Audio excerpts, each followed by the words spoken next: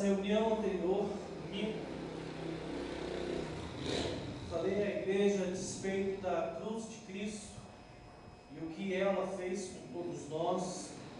Eu disse que a cruz do Senhor, ela tem duas direções. Ela tem a direção vertical e a direção horizontal. Enquanto verticalmente Deus nos religa a Ele, une o homem a Deus, ela também une o homem a si mesmo. E é importante que nós entendamos isso. É impossível amar a Deus sem ter a capacidade de poder amar o seu próximo. O exercício do amor de Deus está no relacionar com o nosso próximo. Quanto mais eu me aproximo de Deus, mais eu me aproximo do ser humano, do meu próximo. Então, nessa noite, nós iremos falar em Atos, capítulo de número 12. Nós vamos aqui conhecer uma história milagrosa na vida do apóstolo Pedro. Diz assim a palavra de Deus no capítulo 12 de Atos: nessa ocasião, o rei Herodes prendeu alguns que pertenciam à igreja, com a intenção de maltratá-los, e mandou matar à espada Tiago, irmão de João. Vendo que isso agradava os judeus, prosseguiu prendendo também Pedro durante a festa dos pães sem fermento. Tendo-o prendido, lançou-o no cárcere, entregando para ser guardado por 4 escoltas de 4 soldados cada. Herodes pretendia submetê-lo a julgamento público depois da Páscoa. Pedro então ficou detido na prisão, mas a igreja orava intensamente a Deus por ele. Na noite anterior ao julgamento, Pedro estava dormindo entre 2 soldados, preso com 2 algemas, e sentinelas montavam guarda à entrada do cárcere. Repentinamente, verso 7, apareceu um anjo do Senhor e uma luz brilhou na cela. Ele tocou no lado de Pedro e o acordou. Depressa, levanta-se, disse ele. Então as algemas caíram nos punhos de Pedro.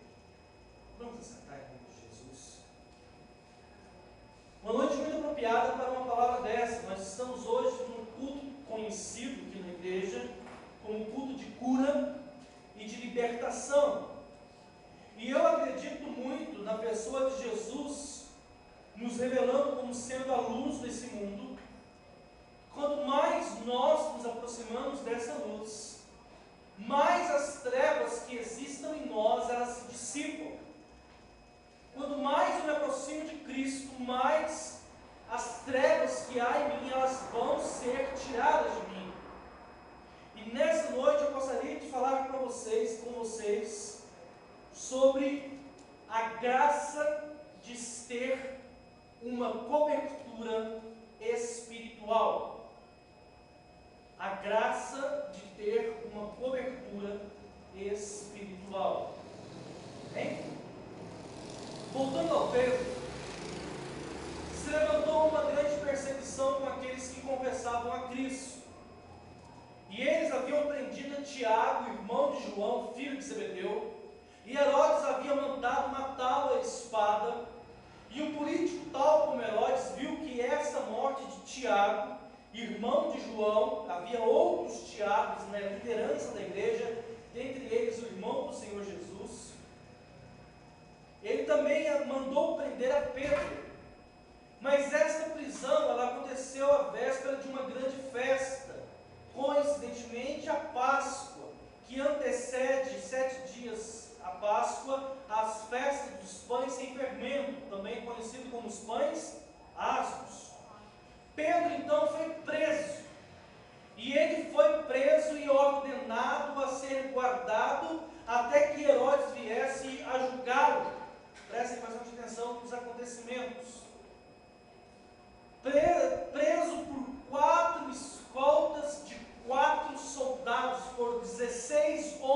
diafragmados. A igreja, eles não mais podiam confessar a sua fé com risco iminente de morte. Naquela ocasião, a única coisa que a igreja podia fazer e que estava fazendo era uma intensa intercessão pela vida de Pedro. Se tentassem algo mais, eles também seriam igualmente presos e mortos.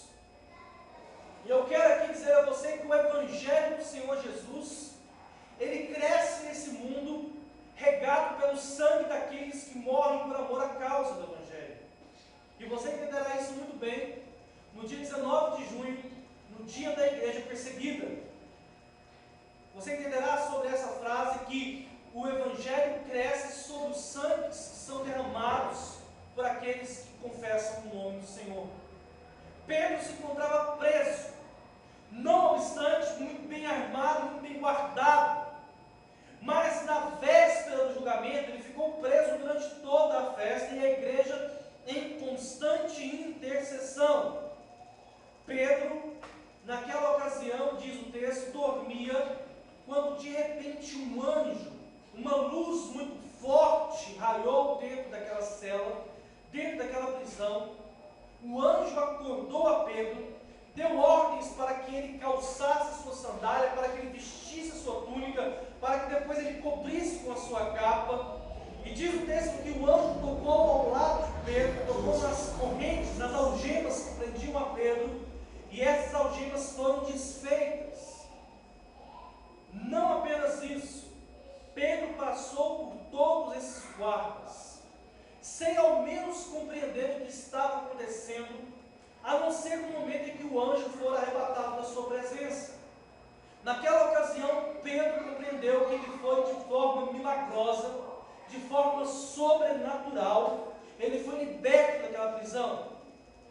Os acontecimentos que sucedem a isso são também tão maravilhosos. Pedro vai para onde depois que ele é liberto? Pedro vai para aonde os seus estavam reunidos em oração. Naquele momento ele bate a porta e eles atendem e eles então ficam intensamente felizes pelo que Deus havia feito com Pedro. Não apenas isso, Herodes, ao saber o que aconteceu, ele manda executar todos aqueles soldados que estavam guardando a Pedro. E posteriormente, diz o texto da Bíblia, preste atenção nisso, diz o texto da Bíblia, que quando Herodes fala algo ao povo, e o povo entende que aquilo vem de Deus, Herodes não glorifica a Deus. E diz o texto que Deus toca a vida de Herodes, e Herodes morre de forma terrível. A Bíblia diz que Herodes morre comido por vermes. Tudo isso que eu disse para você é para que você entenda o motivo e a razão que Deus executa o milagre nas nossas vidas. E talvez você tenha entrado aqui hoje na igreja da mesma forma que Pedro, preso, acorrentado a alguma situação, e você não consegue ver de alguma forma uma porta ou uma possibilidade de se ver livre a isso. Mas eu quero apresentar para você nessa noite o Deus que age por meio de uma aliança, ou Deus que age por meio de propósito. Como Deus tinha um propósito na vida de Pedro, como Deus tinha um propósito na vida daquela igreja, através daquela intercessão, como Deus tem um propósito na sua vida. E eu quero mover você a crer e a não duvidar disso. Deus estabeleceu uma aliança com você e tem um propósito contigo. É preciso permanecer firme e convicto daquilo que Deus tem na sua vida, irmão. Pedro estava preso, perigo iminente de morte, cercado por guardas, mas houve uma intervenção divina graças a uma intercessão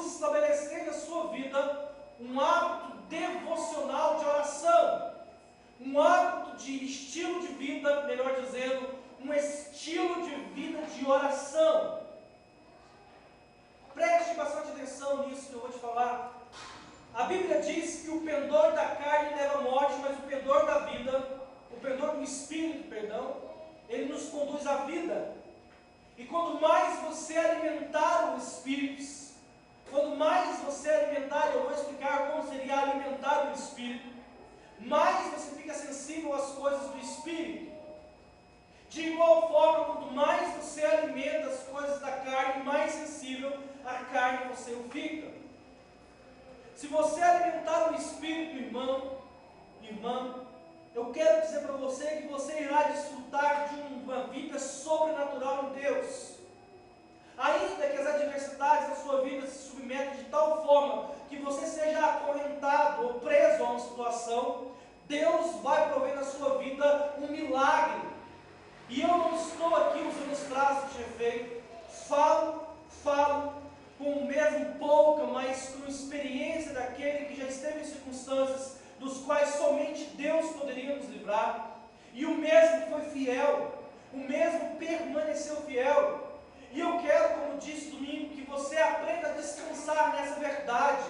Deus não é homem para que minta, e nem filho do homem para que se arrependa. Se Deus falou algo na sua vida, Ele vai cumprir. Mas existe um agente condicional. Se os propósitos, se as situações, as circunstâncias de Deus, elas vão ou não acontecer em nós, e é você. Esse agente é você. Entende isso? Eu estou aqui dizendo para você, deixa Deus fazer na sua vida, deixa Deus falar com você, deixa Deus transformar a sua vida,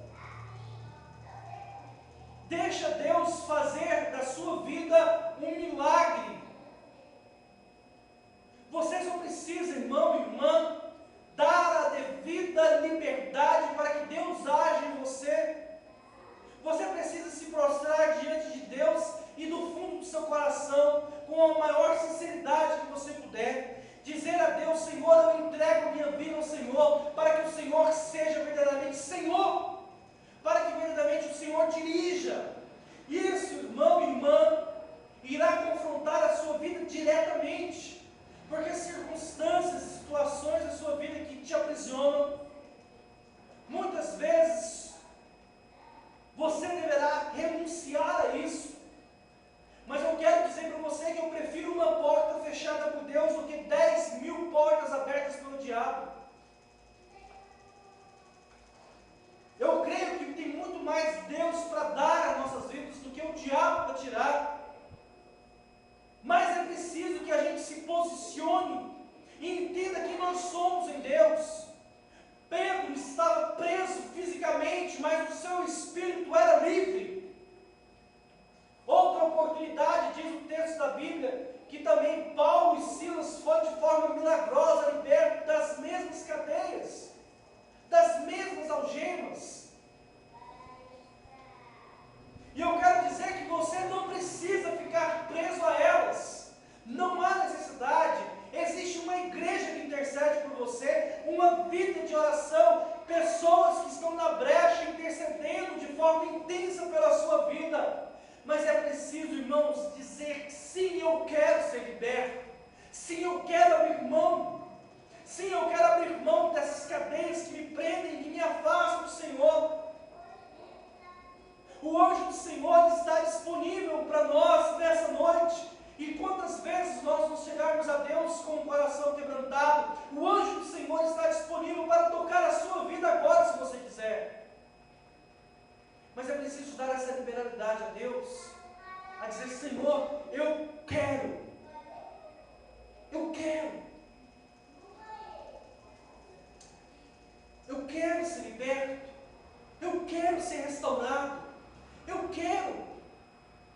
Como é difícil, irmão, olhar para a nossa vida, e falo de mim, e ver tantas áreas que desacatam a Deus, em contraposto ao Espírito Santo de Deus falando ao nosso coração. Irmãos, como é maravilhoso poder nos prostrar diante de Deus e falar: Senhor, perdoe a minha vida, tira de mim tudo isso que te desagrada, liberta o meu coração, tira tudo isso de dentro de mim que é contra o Senhor. Eu acredito que Deus se agrada tanto desse tipo de oração. E eu quero dizer algo mais para a sua vida: não tenha medo de se expor diante de Deus. quando você se expõe diante de Deus, expõe a sua fragilidade, a sua pequenez, então o anjo forte do Senhor se levanta para defender a sua causa, para lutar a seu favor. Mas enquanto nós demonstrarmos a nossa suficiência, nós estamos dizendo que nós não precisamos de Deus. A Bíblia diz: maldito é o homem que confia no homem. E não é maldito o homem que confia no seu próximo, mas é maldito o homem que confia em si mesmo, que faz da força do seu braço a razão do seu sustento. Mas em contrapartida, a mesma Bíblia diz que feliz é aquele que confia no Senhor. Feliz é aquele que confia no Senhor. E eu quero desafiar a sua vida a viver nesses próximos dias o sobrenatural de Deus, a viver os milagres do Senhor, a permitir que o anjo do Senhor se manifeste na sua vida, te curando, te libertando, transformando a sua vida. Mas é preciso, irmão, em nome de Jesus, abrir o coração e dizer que: Senhor, eu quero isso para a minha vida. Eu tenho certeza que você está entendendo o que eu estou dizendo. Pedro estava preso fisicamente, Pedro estava acorrentado fisicamente, mas você sabe, eu sei, que o que nos causa dor e que nos aprisionam não são as correntes, não são os grilhões das cadeias, mas são os grilhões e as correntes que estão na nossa alma. As boas novas para as nossas vidas, irmãos, é que não precisa continuar preso. Entende isso?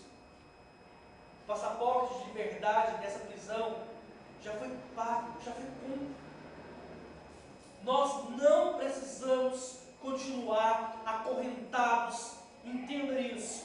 Não precisamos continuar acorrentados a situações